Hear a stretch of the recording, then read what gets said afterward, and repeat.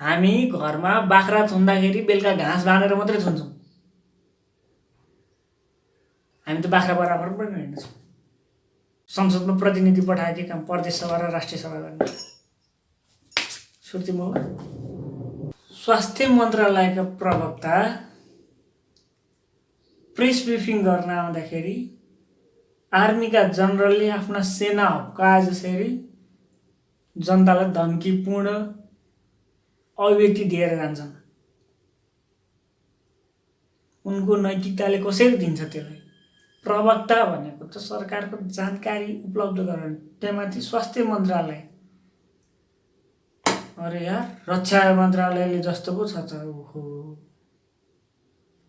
सामाजिक सञ्जालमा सरकार विरुद्ध बोल्नेलाई जेलमा हालिन्छ अरे। उनीहरूको गलत काम त कसैले औँले नै नहुने, कोट्याउनै नहुने।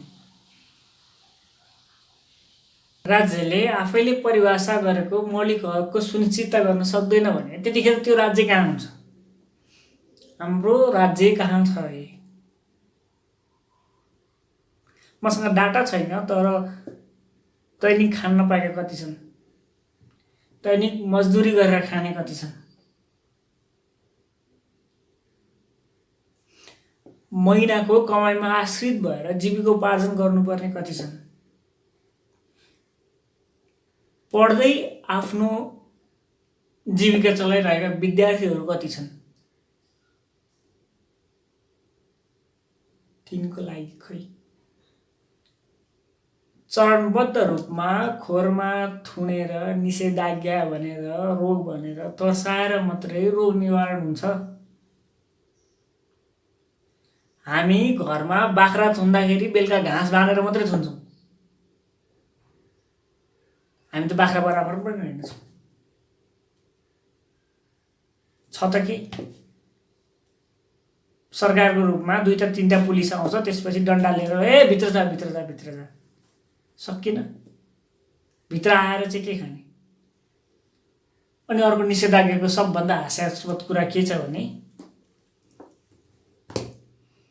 बिहान 5 देखि 7 बजेसम्म कोरोना सर्दैन, त्यसपछि उसले 11 बजेसम्म लम्बायो भने त्यसैसँग कोरोना सर्दैन। तर 11 बजेदेखि 5 बजेसम्म फेरि कोरोनाले पिछा छोड्दैन। अब लोड सेडिङको तालिका जस्तो छ निषेधाज्ञाको लागि समय सीमा, पसल खोल्ने सीमा। अरे बाबा, आइतबार त्यो पसल खुलेन भने सोमबार त अभियसली डबल मान्छे हुँदैन। के खाएर पलाउँछ हो हाम्रो मान्यज्यूहरूको दिमागमा यस्ता विचारहरू? मार्सी खानेको त अलि राम्रै बुद्धि हुनुपर्ने, अर्ग्यानिक खाएपछि त। हामी इन्डियाको इम्पोर्टेड हक्का चामल खाँदा त यति सोच्न सक्छौँ भने आफ्नै देशको आफ्नै माटोको मार्सी खाएपछि त अलिकति चेताउनु नि। तरकारी पनि खानु भयो होला मिठो मिठो। सामाजिक सञ्जालमा तिनको एउटा भिडियो भाइरल हुन्छ जसमा 40-50 वर्षकी एउटी अधवयसी मान्छे रुँदै आफ्नो बिलौना पोख्नुहुन्छ। अर्को दिन अर्को टेलिभिजनमा अर्को दृश्य भाइरल हुन्छ। त्यस्तै 40-50 वर्षका लाग्ने एकजना पुरुष रुँदै आफूले खान नपाएको घरबाट निकालिदिएको गुनासो गर्छ।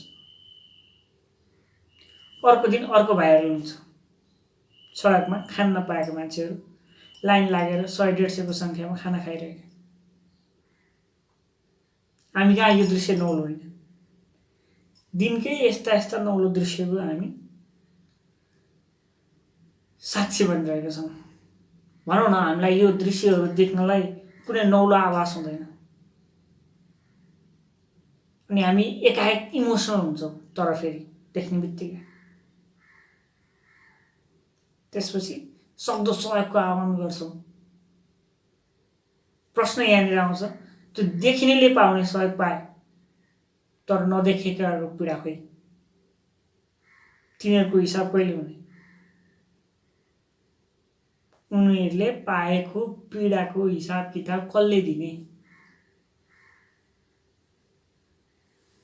चितवनमा दुध पोख्ने किसानको हिसाब किताबको क्षतिपूर्ति अमेरिकामा बस्नेले सहयोग गरिदिने कि जापानमा बस्नेले सहयोग गरेर पुरा हुने कि जर्मनमा बसेर सहयोग गर्नेले पुरा हुने?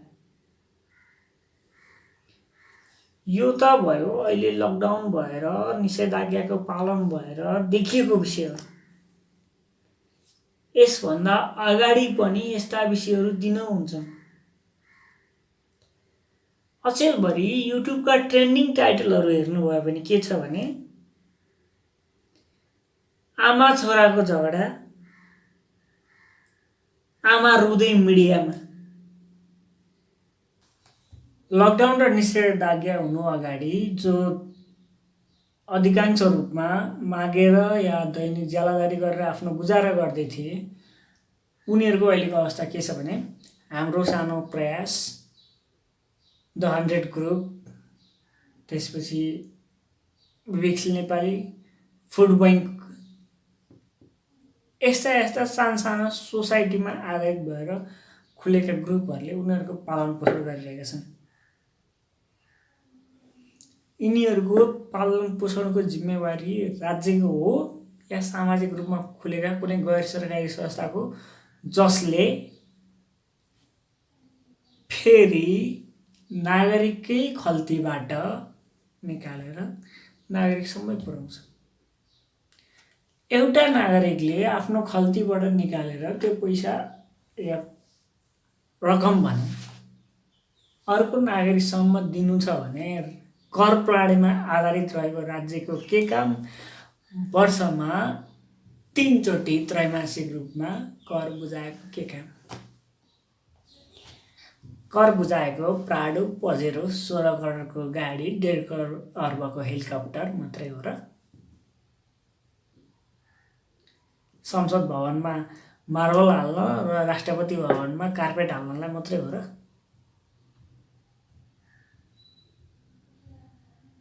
कि कर बुझाउने वर्गमा विनोद चौधरी, एन्सेल ग्रुप, सुमार्गी यस्ता मात्रै पर्छन्?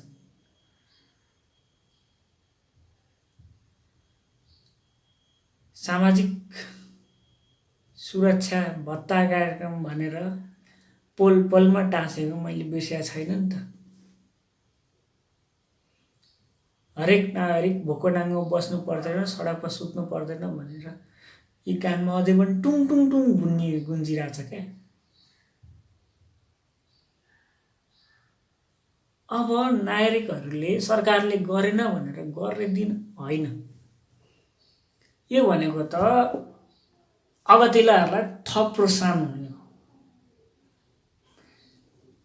हामीले उनीहरू विरुद्ध बोल्न सक्नुपर्छ। बोल्ने पनि को फेरि? केही जत्था छन् तिनकै आरती गरेर तिनले कतिखेर हड्डी फाल्देलान् र गएर कप्ल्याक्कै खाउँला भन्ने। केही जत्था छन् तिनको संयन्त्रभित्र रहेर काम गर्नुपर्ने, केही बोले कि आफ्नो जागिर जाला भनेर गाह्रो।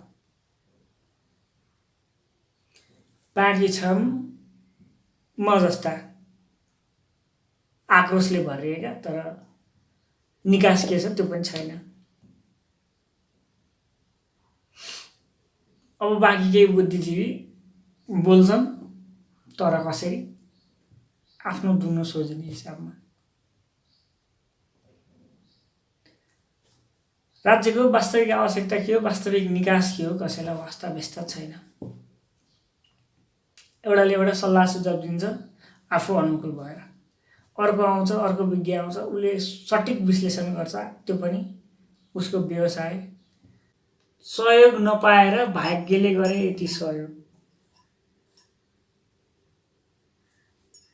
शिक्षा, स्वास्थ्य, आवास, खाना यी मौलिक अधिकारमा राख्यो भने राज्यले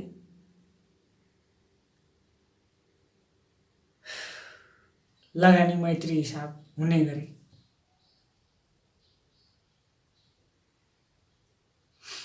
यहाँ भुइँ मान्छेको लागि बोलिदिने चाहिँ को? भुइँ मान्छेको आवाज उठाइदिने चाहिँ को?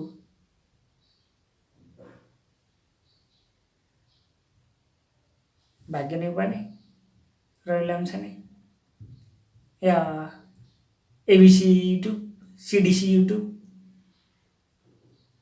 म युट्युब, तँ युट्युबले 777 निकाय बनाएको के काम? संसदमा प्रतिनिधि पठाएको के काम? प्रदेश सभा र राष्ट्रिय सभा गर्ने सुर्ती मौला।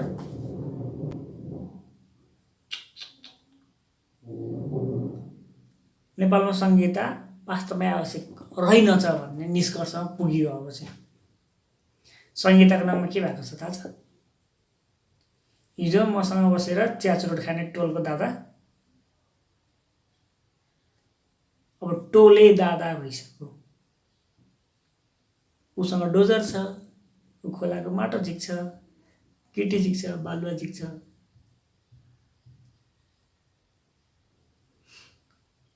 उसँगै हिँड्ने 2-4 जना गुलेल मार्नेहरू अहिले बाइकमा हिँड्छन्, त्यसपछि त्यहाँ बस्छन् दिनभरि, काम केही छैन, टिप्पर गर्ने हो।